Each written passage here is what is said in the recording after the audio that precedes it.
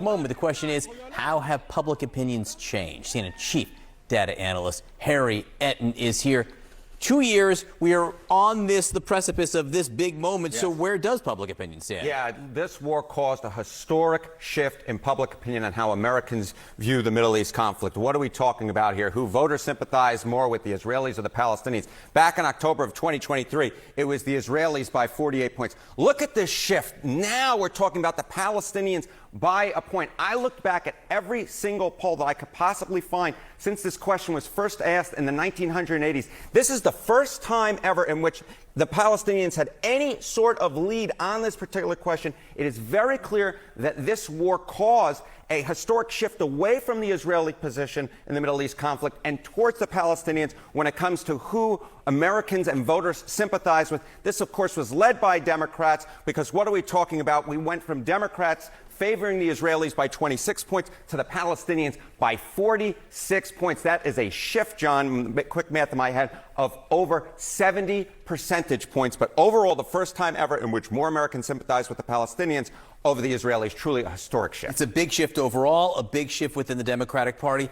What about Republicans? Yeah, it's not just Democrats, though, in which we have seen a real shift of opinion. Even within the Republican ranks, this war has caused real division. What are we talking about? Well, we often talk about by age within the Democratic Party, but what about by age within the Republican ranks? Who Republicans sympathize more with? You see a massive, huge age divide. Those 50 and over, what we see amongst Republicans is they sympathize more with the Israelis by 66 points. But look at the voters under the age of 50. They do sympathize with the Israelis, but just by 25 points. We're talking about a 40-point difference, with the youngest Republicans being far more sympathetic to the Palestinian position than older Republicans are. That's a huge gap right there. Let's just say that. That is a huge gap, and I think it's going to be very interesting to see how the Republican Party adjusts going forward. All right, the news of the ceasefire deal, the possible return of all Israeli hostages, what's likely to be the reaction to that? Yeah, I think Americans are really going to like it. And why do I say that? Because just look at the polling. A permanent Israeli-Hamas ceasefire, that is negotiating one.